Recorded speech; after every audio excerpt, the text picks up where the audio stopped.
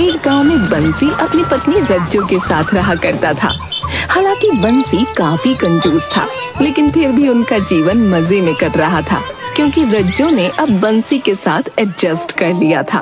मगर फिर एक दिन, क्या सच में? अरे ये तो बड़ी खुशी की बात है। क्या हुआ? कोई लॉटरी लग गई क्या? पैसे बचा के।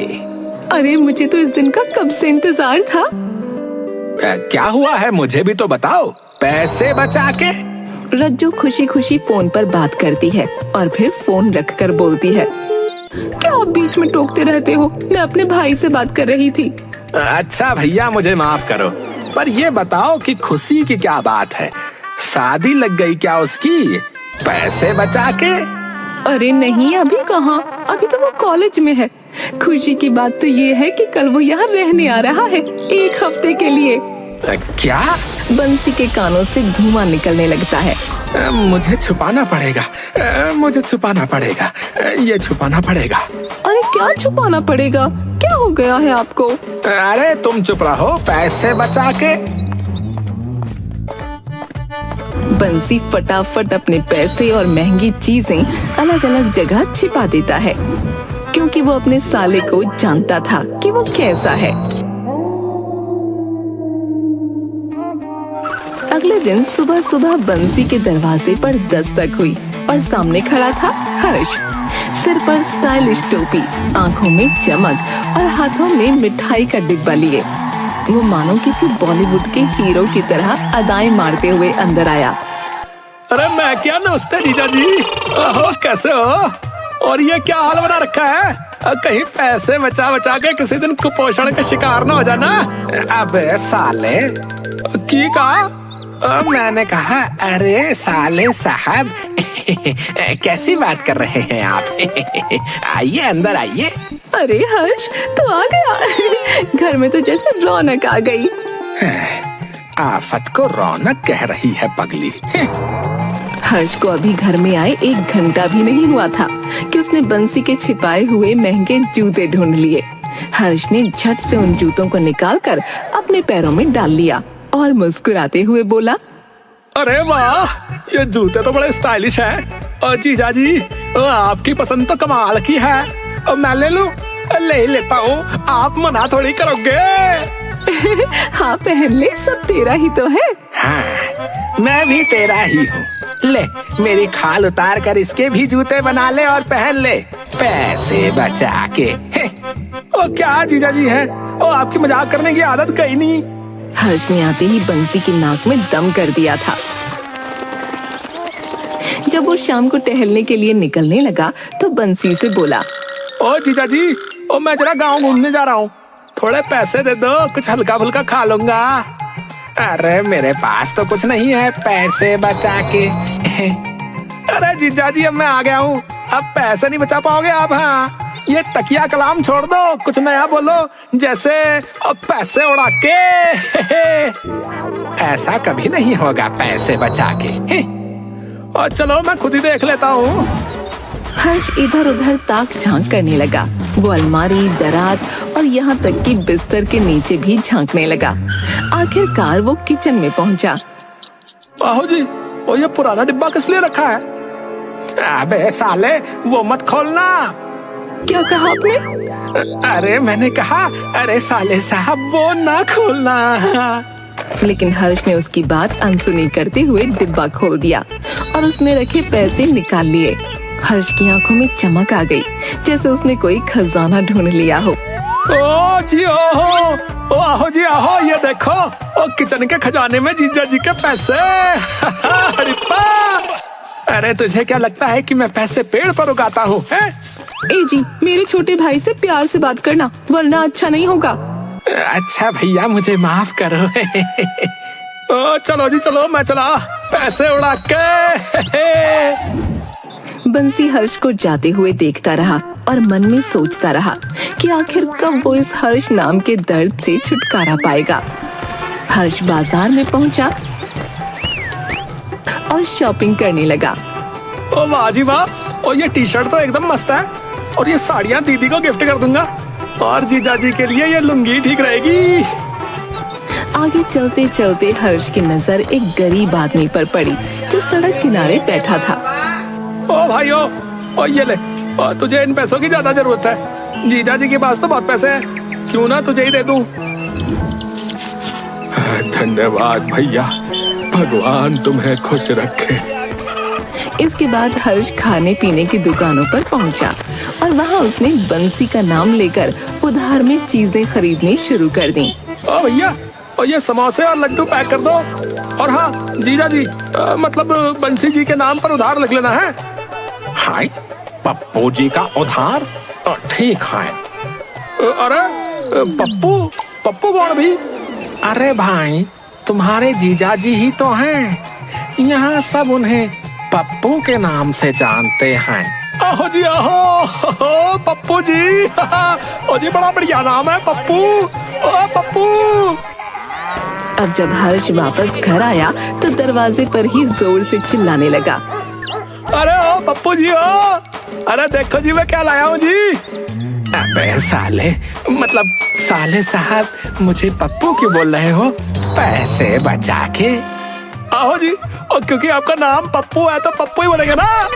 और ये देखो आपके लिए नई लुंगी है। मेरे पैसे उड़ाकर मेरे लिए ही ये लुंगी लाया है, और ऊपर से पप्पू भी कह रहा है मुझे है, पैसे बचा के। हर्ष इतने प्यार से लाया है, पहन लो ना। ओ हाँ जी पप्पू जी, अब पहन लो। और दीदी, आपके लिए ये साड़ियाँ लाया हूँ। तेरा नाम हर्ष किसने रखा रे? है? तेरे आने से हर्ष के अलावा सब कुछ होता है यहाँ, पैसे बचा के।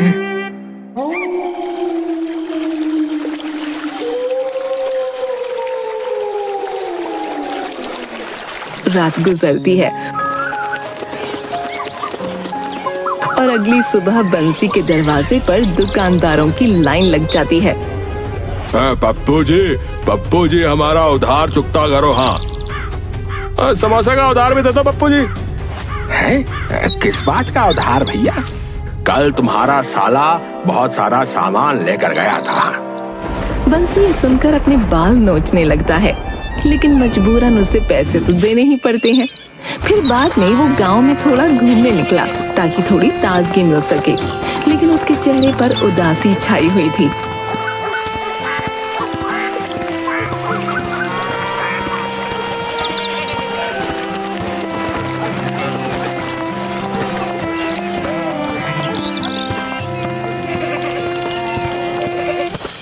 अरे पप्पू जी, आज बड़े उदास लग रहे हो, क्या बात है?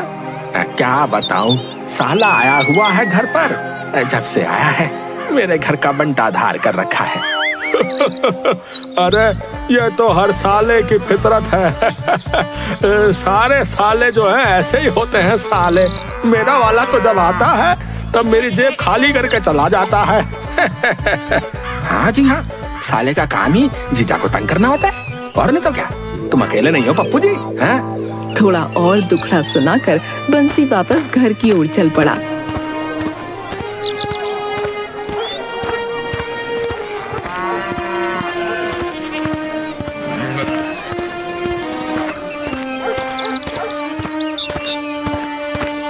जब वो घर पहुंचा तो उसने देखा कि हर्ष और रज्जू आपस में बातें कर रहे थे। ओ दीदी, ओ आपको जीजा जी से पैसे खर्च कराना सीखना होगा, बता रहा हूँ। अगर इन्हें खुलकर खर्च नहीं कराओगी ना तो ये और कंजूस होते जाएंगे, बता रहा हूँ। हाँ, सही कह रहे हो। अरे साले, क्या समझा रहा है मेरी बीवी को? है पैसा बचा के है? मैं तुझे घर से निकाल दूंगा, बता रहा हूँ। वो सही तो कह रहा है। आप कहाँ मुझे कुछ दिलाते हो, जब देखो तब कंजूसी। और अगर मेरे भाई को घर से निकालने की बात करी ना तो मैं भी चली जाऊंगी। हाँ अच्छा अच्छा माता जी, माफ करो, इसे अपने सिर पर बैठा लो पैसे बचा के।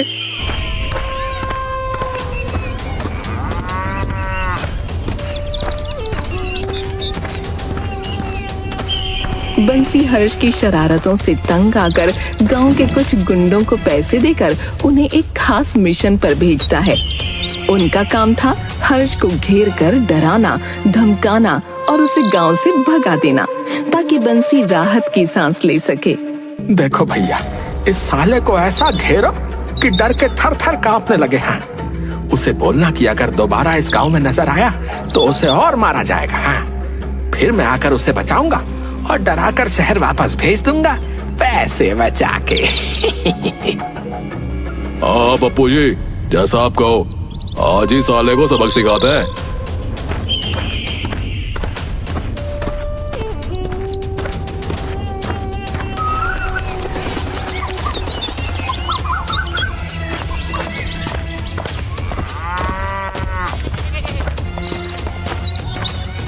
गुंडे हर्ष को घेरने की कोशिश करते हैं, लेकिन हर्ष उनकी चाल पहले ही भांप लेता है।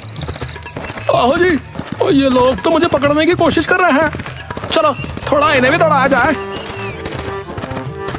हर्ष फुर्ती से उन गुंडों को चकमा देकर भागने लगता है। गुंडे उसके पीछे दौड़ते हैं, लेकिन हर्ष इतना तेज दौड़ता है कि वो उनकी पकड़ से बच निकलता है। अरे अरे पकड़ो इसे। अरे पप्पू का साला तो बड़ा तेज दौड़ता है रे।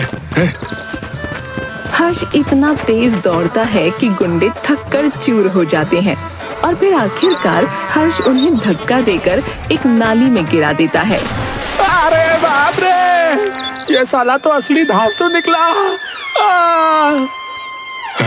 इतना बड़ा वाला साला कहीं नहीं देखा।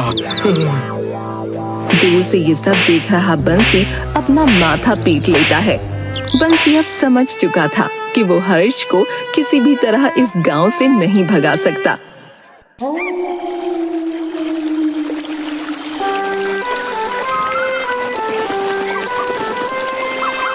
इसी दौरान एक दिन गांव की एक औरत सविता उस पर अपने घर से एक कीमती हार चुराने का आरोप लगाती है।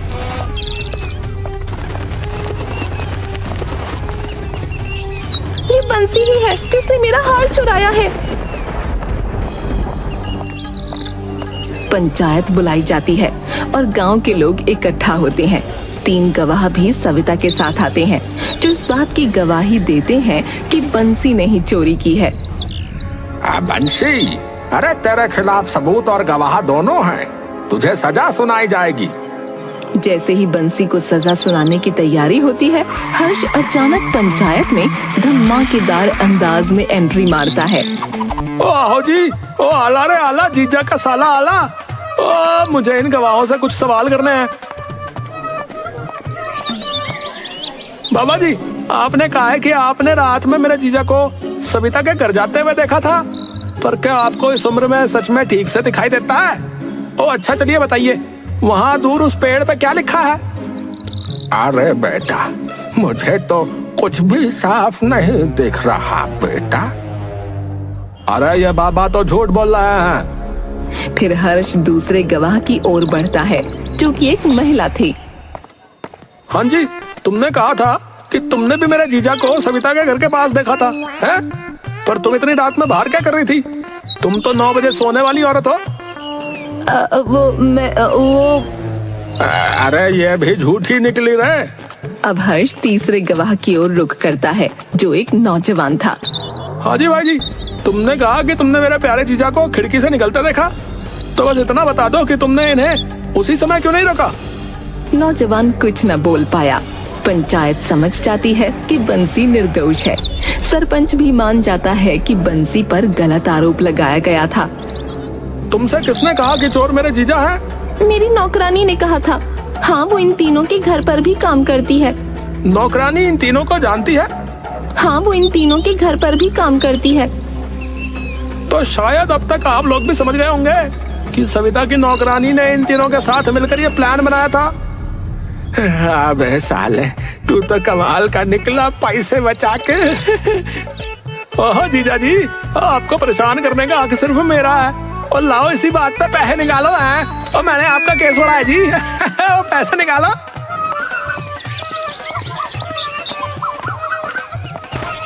बंसी और हर्ष पंचायत से निकलकर घर पहुंचते हैं। जैसे ही वो घर में बैठते हैं, बंसी के फोन की घंटी बजती है। उसकी सास का फोन होता है।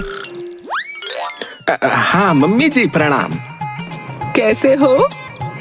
मैं भी अच्छा हूँ और हर्ष भी ठीक है। हर्ष है वहाँ? हाँ हाँ, हर्ष तो यही है। क्यों, क्या हुआ? वो तो कह रहा था कि कॉलेज की ट्रिप पर जा रहा है। बंसी हर्ष की ओर देखता है और फोन स्पीकर पर डाल देता है। साले साहब, ये क्या माजरा है भाई? जीजा जी, असल में मैं कॉलेज से 1 हफ्ते के लिए सस्पेंड हो गया था। सोचा घर पर बताकर डांट खानी पड़ेगी, तो यहाँ आ जाता हूँ। वाह साले साहब, हैं? तुम तो अलग ही लेवल के खिलाड़ी हो भाई, पैसे बचा के। मैंने हमेशा तुम्हारा इतना लाड़ किया और तुम ऐसे झूठ बोल रहे हो। चलो तुरंत वापस जाओ। ओके दीदी, सॉरी। हर्ष बेचारा सिर झुकाकर वापस जाने की तैयारी करता है और बंसी हंसते हंसते लोटपोट हो जाता है।